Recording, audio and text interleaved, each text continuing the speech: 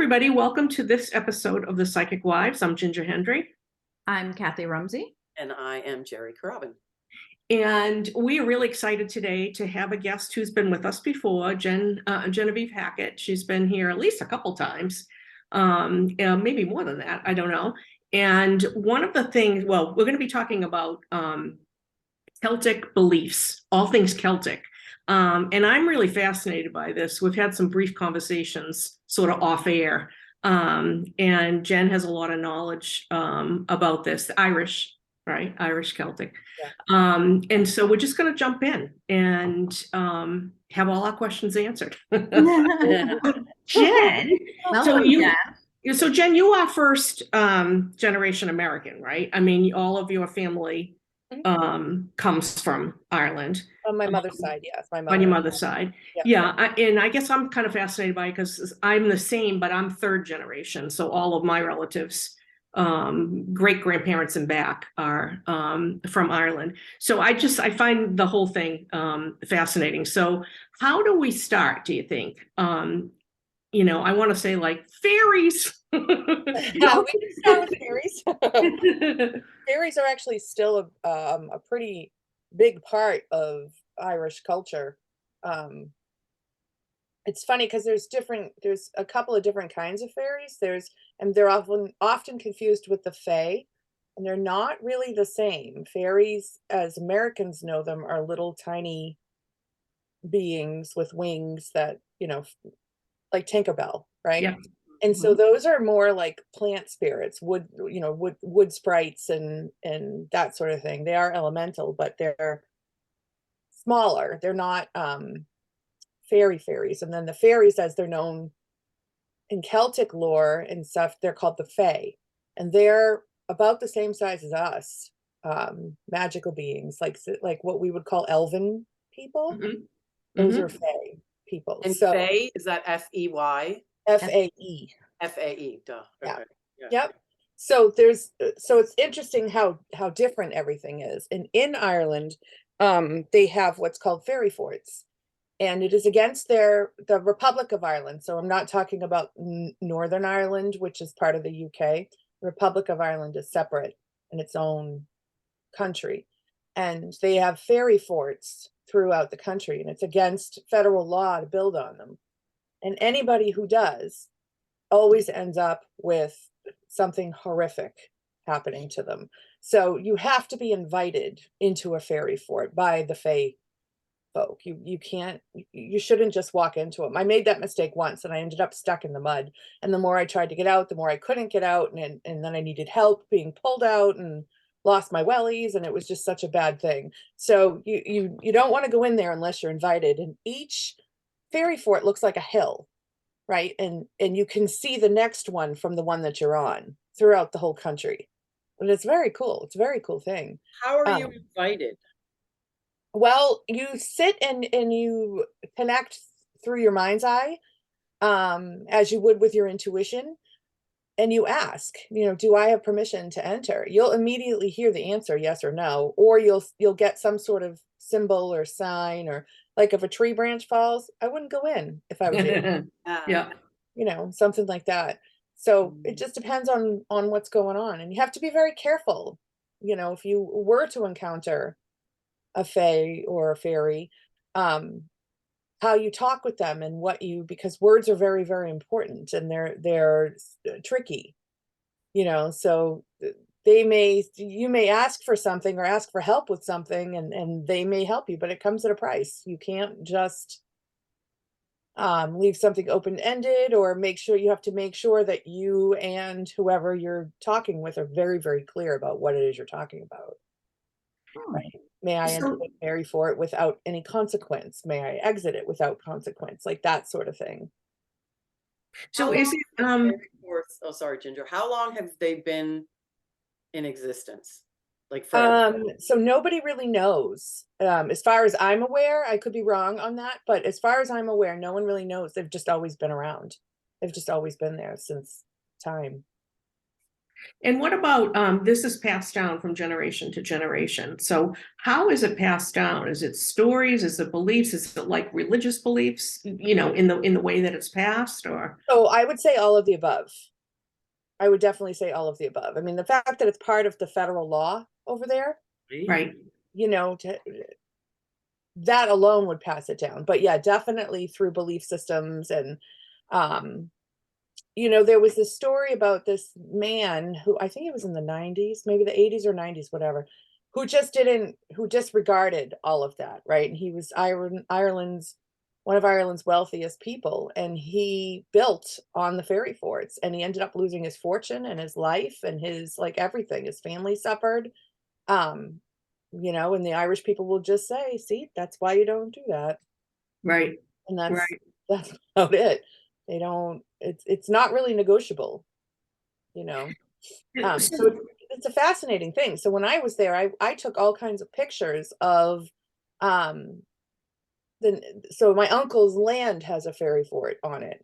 So I took all kinds of pictures of the land around it, and then pictures are amazing because then afterwards you can look and you go, oh my God, there's a face in there, or Oh, cool. oh, look at that. I didn't see that, like, cloudy essence thing, whatever it was. You know what I mean? So like you Yeah. capture all this stuff after the That's fact. that's okay to take pictures of it. They don't have a problem with that. If you ask, it's okay. I asked, it was okay. It was not okay for me to go into the fairy fort, and so I did pay for that. But Right. I guess I was kind of lucky. That was the only thing that happened, was that I got caught in the mud and that I didn't break anything while I was stuck. And how big are they?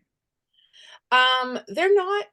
The one I was in is not really huge, and I say it was really like I climbed on top of a hill that had like trees on it and everything. Like, you're not going to know what it is unless one of the local people tells you that's a fairy fort, because it just looks like a part of the land. So So it's not like an actual opening or a cave or anything. right, Okay. right. I mean, I'm sure there's an opening in there somewhere, or a portal, Mhm. but we're not allowed to know. Humans aren't allowed to know. Let me What say if you that. didn't know, like you didn't know, your uncle, whatever, you were just a person who passed through and you happened to do that. Is there any feeling or allowance for somebody who actually mistakes it as opposed to somebody intentionally? I think it's one of those things where if you didn't know and you were approaching it, somehow you would be routed around it. Okay.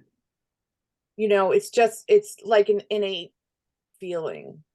Um, Yeah, when I you get just, that. Like you're walking towards and all of a sudden, oh, yeah, yeah. or you just feel like, you know what, I think I'm going to try to go that way instead. Or like you said, a Yeah. branch falls in front of you or something like that. Right.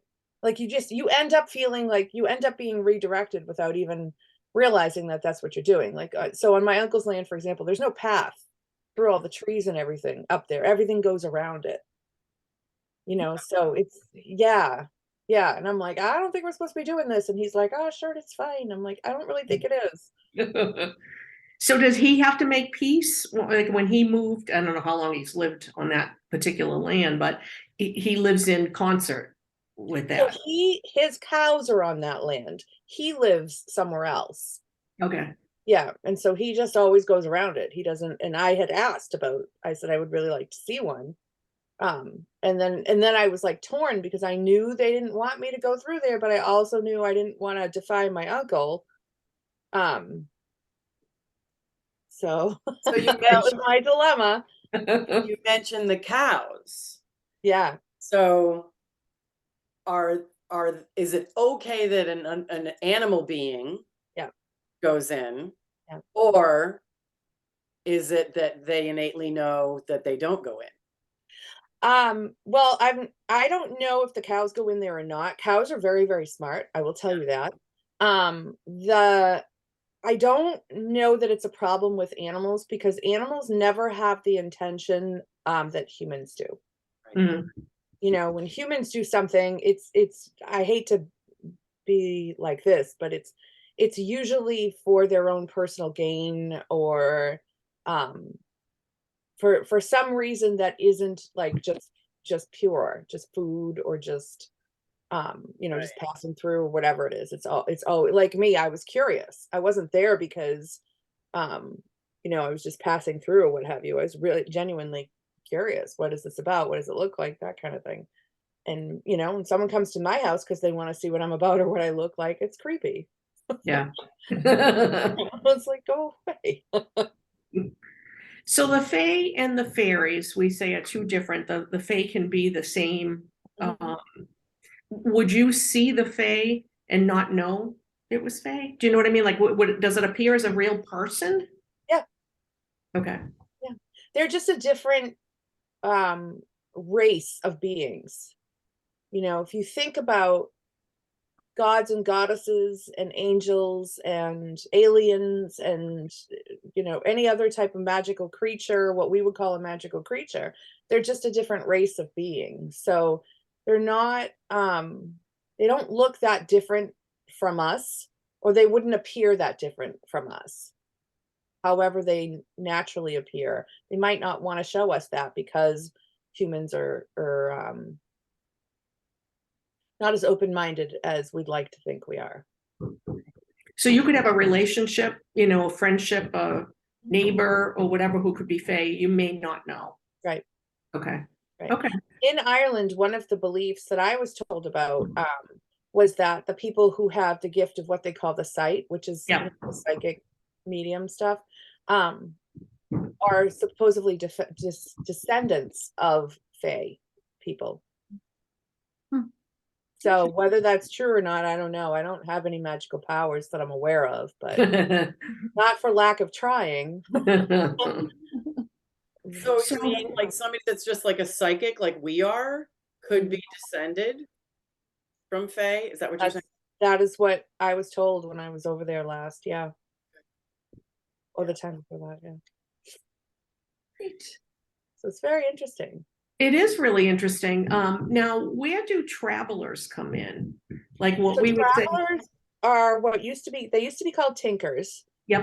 That is no longer politically correct. So I apologize if I Okay, can I ask a question? Right. Why is it not politically correct? because I don't know. I just know they don't like it. No, I know in like Travelers. reading like novels, I read a lot of novels or whatever. Yeah. There would be some, historical fiction novel or something, and the tinker. Wasn't the Yeah. tinker that would come through like selling wares? Yeah. Sort of Yeah. like gypsies. They're like Irish. Yeah. Okay. Right. Yeah. So they don't have a specific home base or whatever. They usually live in campers or that sort of thing. Sometimes you'll see like you'll see like driving through in someone's backyard, you'll see a bunch of Caribou. campers in Campers someone's or- backyard where they're staying or what have you. So there's I guess I would say they're sort of like Irish gypsies, really. And they call them travelers because they're always moving around. Right. So they're lower income, and there's always a certain connotation that comes with people who are of lower income. Whether correct or not, it's there. I personally don't think it's correct, but and so they have a reputation for begging and for not always being honest and that sort of thing. I think there's a lot of good people that are travelers, and I think that it's just like anything else. It's the stereotype that's attached to it. So I don't know a lot about what their beliefs are. I remember when I was a kid having people coming up to my mother and asking for a pence, which used to be an Irish penny before the euro, a few pence for the child for milk or something like that. That was pretty much my exposure to them. So with the fairies, do they work with you? Like, how we will call on our guides or our angels. Do you work with fairies? You have to be. And I don't mean you specifically, just in general, people work with. You have to be very careful working with Okay. fairies. They don't work for free. And you have to be very clear about what the price is that you're offering to pay. Okay. Because words are vital. How you word everything matters with them. So if something is open-ended, something you think is clear you might not necessarily have the same definition that the Fae do. So I'm wanna giving be you a, clear. a hard thing, but can you give us almost like a basic example of that? Like what would somebody go to a fairy uh to ask for? Like same as our gods, hey, I need help Yeah. with a relationship. I mean, is that something that somebody would I don't know how much help you would get from the Fae for that. They're more elemental based. okay. Um, if you were say you were gonna cross their lands, right? Like I said earlier, Yeah. you would say, may I please walk through or walk over your fort or your area or your realm and do so without consequence, being able to come out on the other side. And other side meaning the other side of the property. You have to be very Right. clear because the other side could be a different realm, it could be a different Right. mental state, it could be all kinds of things, so that's what I'm saying. You really have to think about it before you enter into any type of agreement with them, which is what you would be doing if you're asking for help. So with a spirit guide or with an angel, we tend to just say, hey, can you help me out with this in whatever way is natural for us to do that. But with the Fae, it's different. You can't just say, can you help me out with this? I mean, there'll be a conversation back and forth. So I did a journey one time for a group of people at for a group of people, and I had to sit with the Fae for a solid week Wow. and talk to them about if it's okay to bring these people in and what would happen and who would, we were assigned a guardian to walk through. And I was lucky that but I really had to sit and think. I had to plan that for well over a month, over the words that I would use, and try to look at it from every angle so I could Wow. see like what, and I had to give them an offering, which was in my backyard. I gave them an offering, and it was a little bit of tobacco and some berries and some wood. And I chose to do it for each element so that I wouldn't offend any of them. Right. And so it's a process. It's not like something I would just say, hey, just sit down and try to connect with them and talk to them. Like, So no. just I know I might have missed something, but you're saying it feels to me like you're using fae and fairies interchangeably, sort of. You're saying the I fae, do that yeah, I've started to do that because of the way that it's not understood right? over here. And when I talk about the first time I said to a group of people, fairies are not the little Tinkerbells, right? The disappointment on those people's faces. I really thought they were going to get up and walk out. I go, gosh. So they all have different names. Like a plant, a wood spirit would be a wood sprite, Right. not necessarily And a they fairy. would go under the umbrella of fae, Of fairy. Americans call them fairies. Okay. Yeah. Okay. So a wood sprite, that would all go under the Yeah, umbrella a of plant nymph, like all of those things. We right. think we just categorize them all as fairies. fairies. Okay. Okay. So that sounds not similar, but I can see sort of the connection, Jerry, in particular for shamanism. I mean, working with the elements, but the difference is intention, I guess, right, Jen? Because like when you said, Jerry, can you call on a fairy for help? It is intention based. So if we call on a divine being, an angel, a guide, whatever, they are here to help us, let's say, evolve, be the best us we can be. They're not looking for anything in return. Yeah, But like when fairies, there is an exchange of energy or yeah, like Right. when we do in shamanism, before you work with anybody, you open the sacred space Mhm. and you're going to the winds of the south and west and north and east, Right. Mother Earth, Grandfather Sky. Mhm. But you're just asking them, like, you're saying certain things and you're asking them to be with you. And there's no question that they will. And Yeah. there's no having to word it exactly right, like you're talking about, Jen, or to have to give them something in return other than your pureness of Right. intention.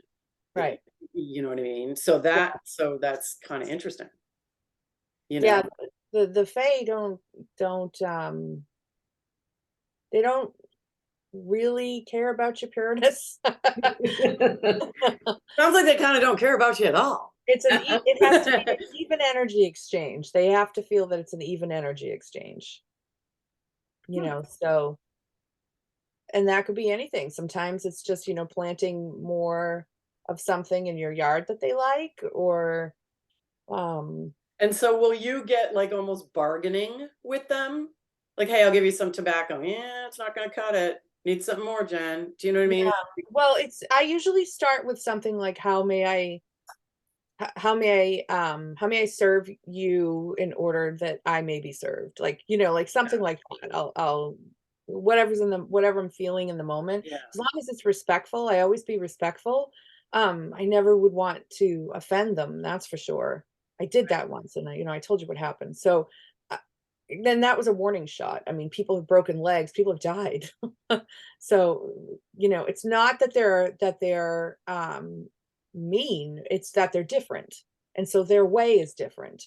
Their So way it's is different, and this is their their way is lifestyle. This is different, yeah. how they've always lived their lives. I personally believe that before modern memory, we probably walked the earth the same as them. Mm. And as humans became more people-y, for lack of a better way to put it, for their own safety, are probably why they don't share this realm with us like they probably did at one point in time. That's just a personal belief. I don't have anything to base that on, but it just feels that way. It feels that way for a lot of creatures, a lot of beings. Because I mean, who wants to be dissected? Who wants to be stolen and dissected or ostracized because of being a little? We do that to ourselves, never mind other beings that are so different from us, Right. you know? So So, are there and to your point about shamanism, a lot of the Fae, a lot of Celtic religions are pagan religions, Mhm. which is similar to the practices are similar to shamanism. And a lot of it's earth based, the spirits of the earth, and the practices are based on that. So it's really not different in that regard. It's just that there's no with the Fae people, you have to negotiate with them. It can't just be like hey, I need your help with this, and then they just do it. So we're Well, talking. Oh, sorry, Ginger. Go ahead. I was going to say, I just think, that belief, that way of thinking and living and whatnot is really, if you look at the big picture, that's what we should all be doing, right? Be respectful of other cultures, other people, of other things, and be willing to do an even exchange of whatever.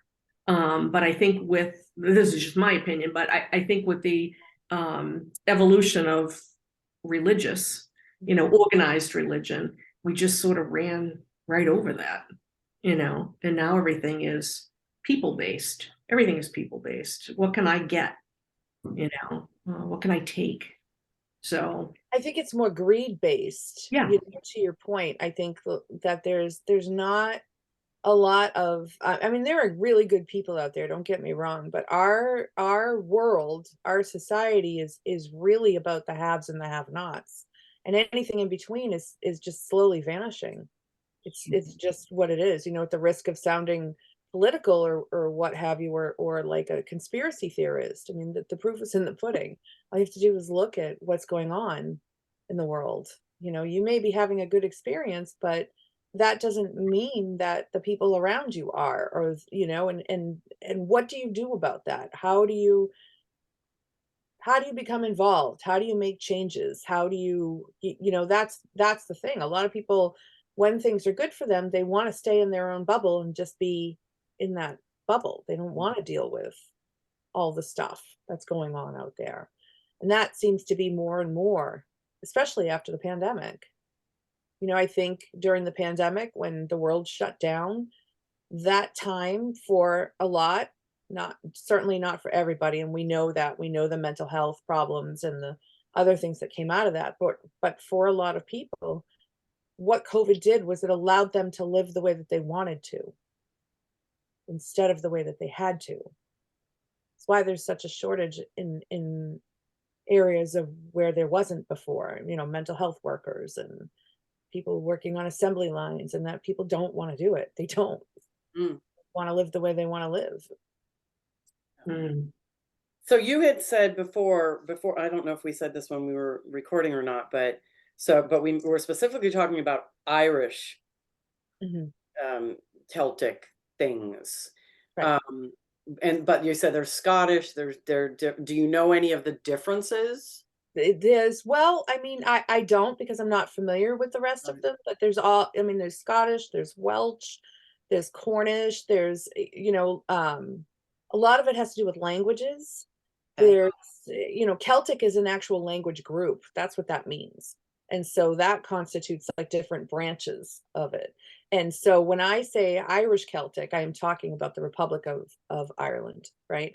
I don't know, not familiar with the other beliefs and the other languages. It's like different parts of Gaelic. Right. It's sort of like how in the United States, yes, we are the United States, we are one country, right? But you drive a little bit south, the culture is different. You drive a little bit more south, the culture is very different. The Midwest is different. And each state has its own thing, right?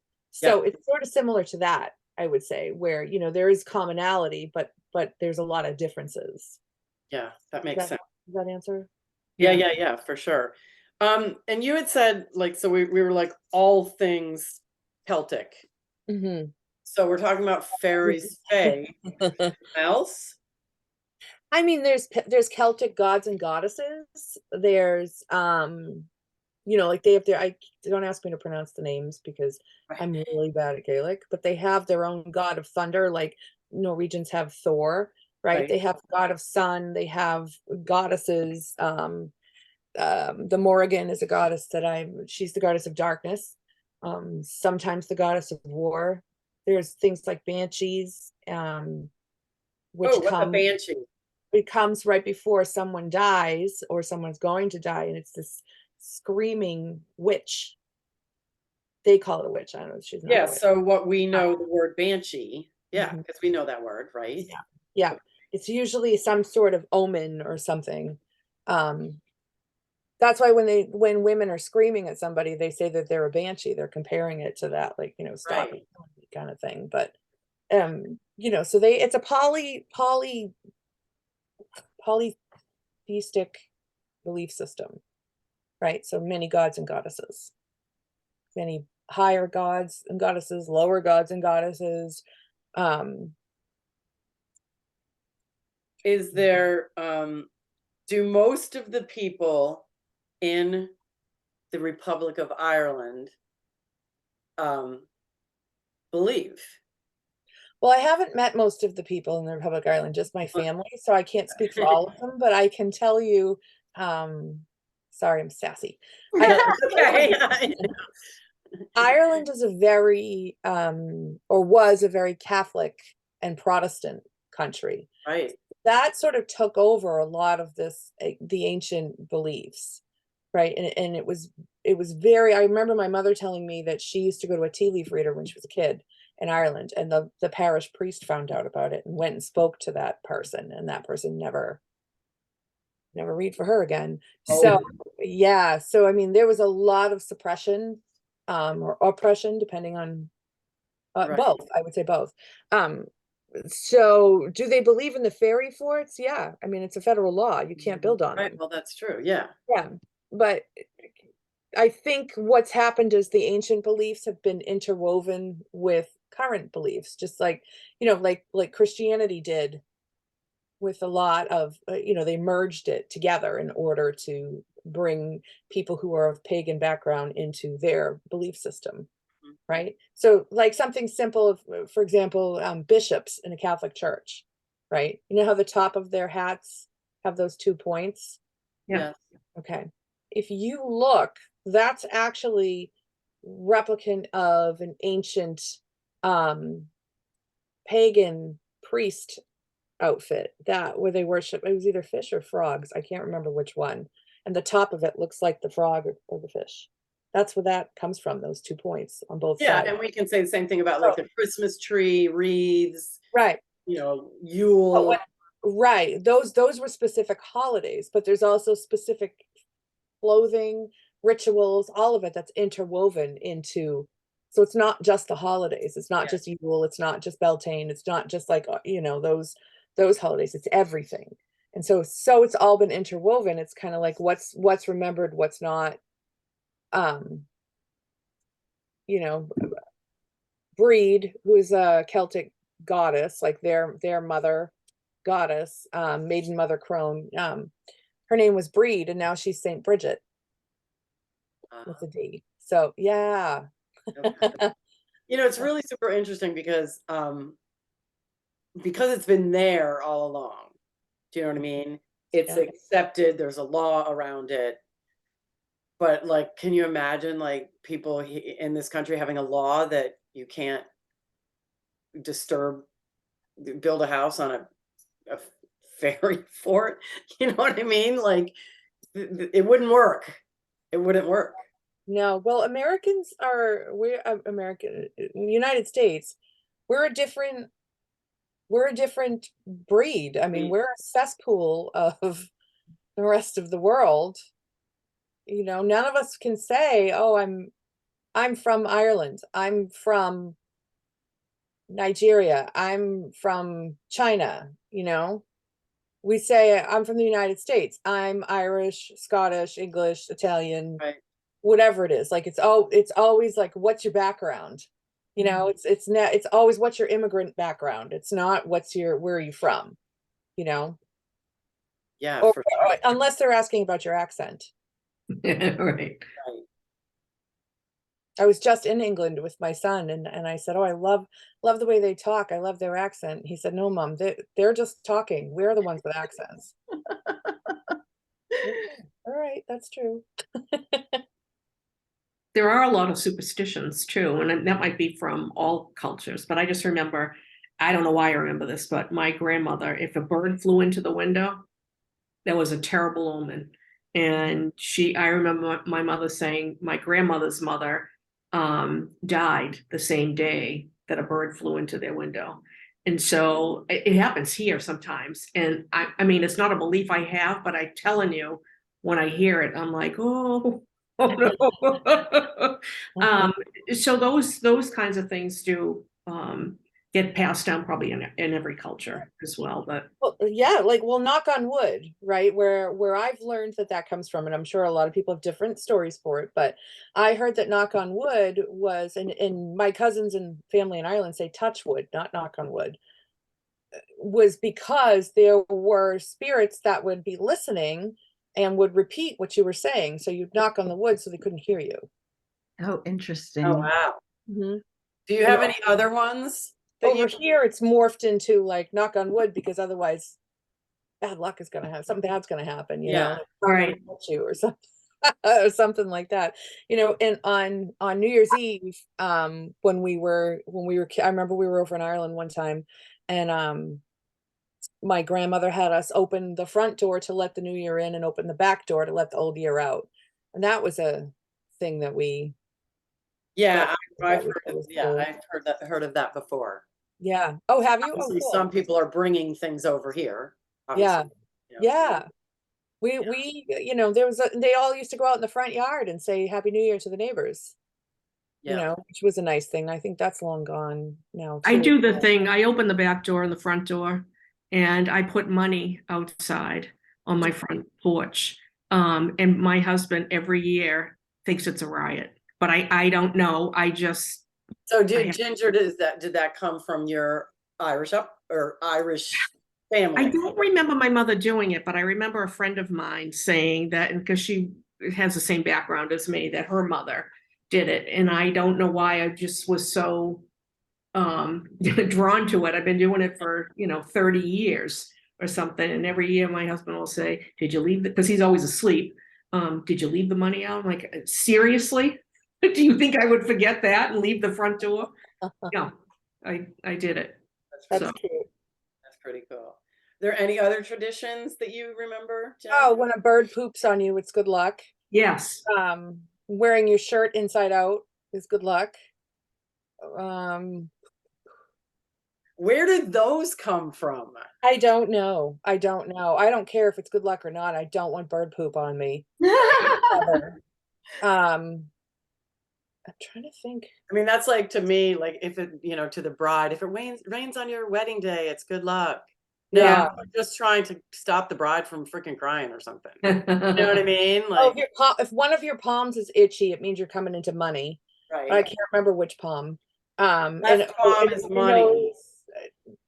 The left palm. Okay, yeah. There was something like if your nose is itchy, you're either gonna kiss a fool or get in a fight. Yeah, kiss a fool, that's what I've heard. Yeah. I'd rather kiss a fool than get in a fight. Well, I guess it depends on the fool, but I know, right?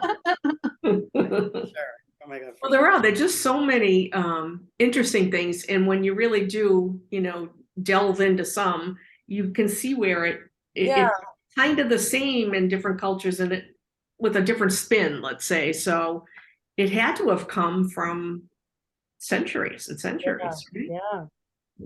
Yeah, I mean, these are things that get passed down, and the Irish weren't allowed to have their beliefs or their language or any. It was very, very at peril. You could die if you were caught speaking your language or practicing your religion or that sort of thing. So the fact that it's still around, I think, is a testament to No those kidding. people and their strength and their fortitude, and they just And nowadays, like my mother, when she tells people where to go and how to get there, they laugh. They think it's so funny.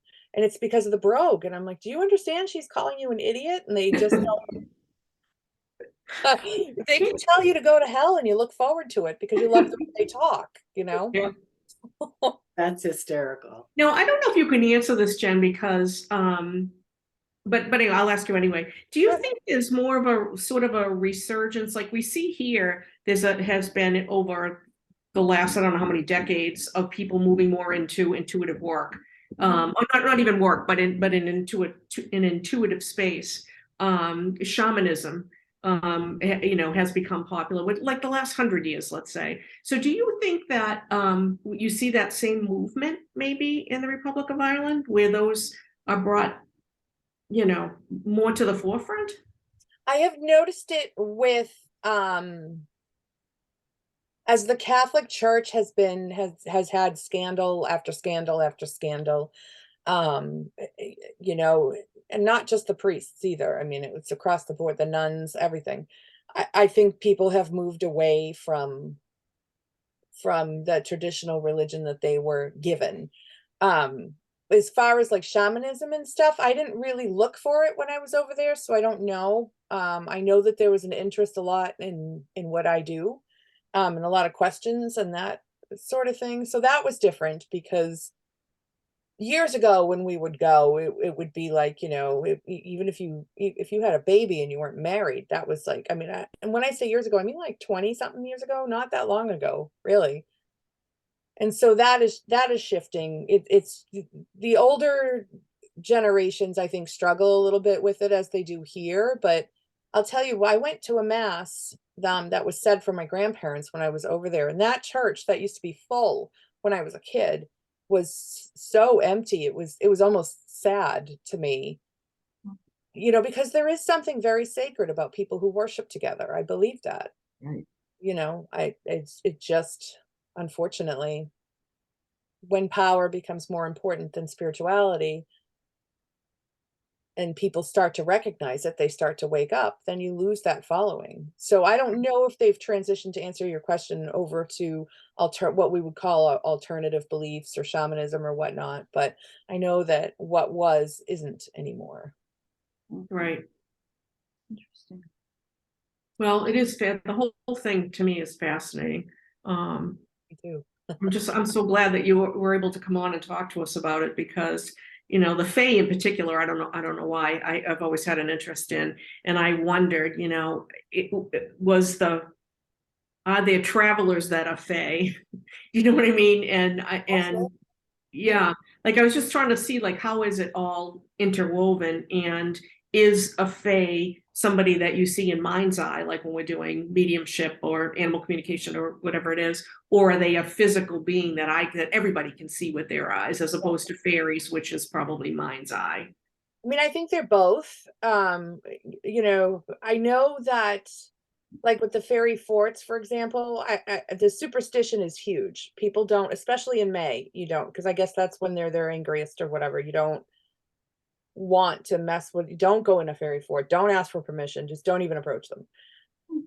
But if you talk to an archaeologist will tell you that these are just mounds that people used to build to protect their property. So it depends, really, just like in Ireland, I mean, just like here in Ireland, it depends on who you talk to. But to me, I always go back to the fact that this is part of their law.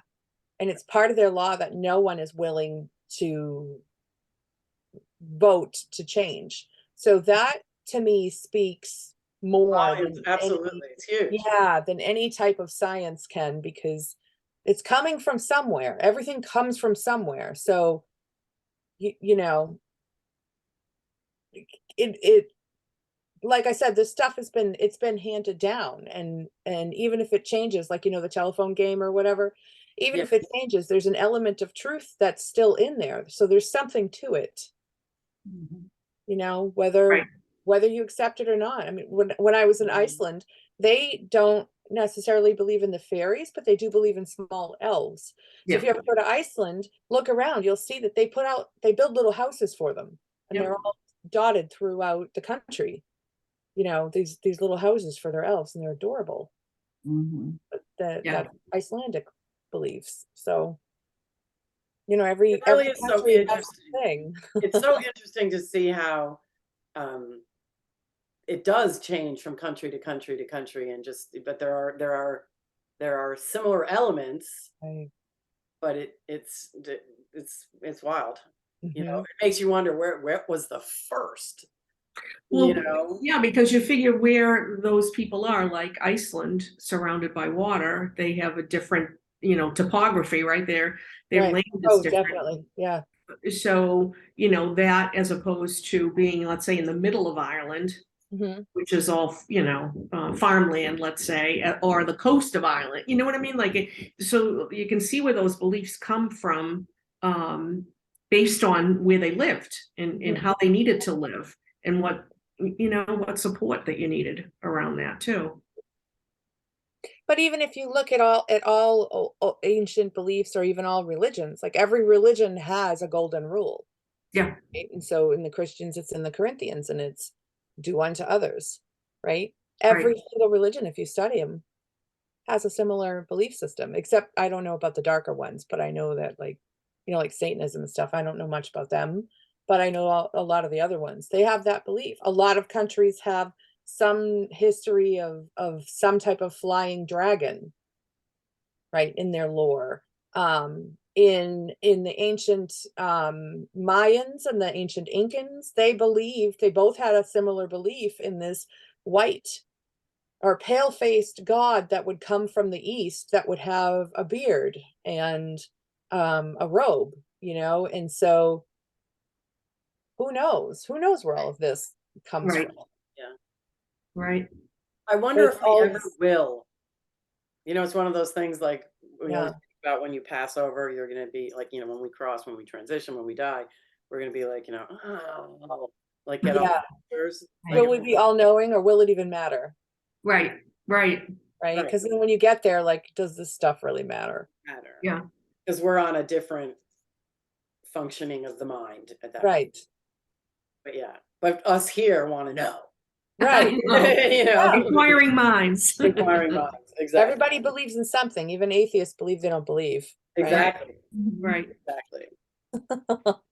Well, this has been awesome. I thank you so much for coming on, and Thank you for having me. yeah, and we will have Jen back again to talk about some other fascinating topic that we don't know enough about. But I really appreciate you coming on. This has been great. So for all of our listeners, thanks for listening today, and until next time. Be well. And be kind.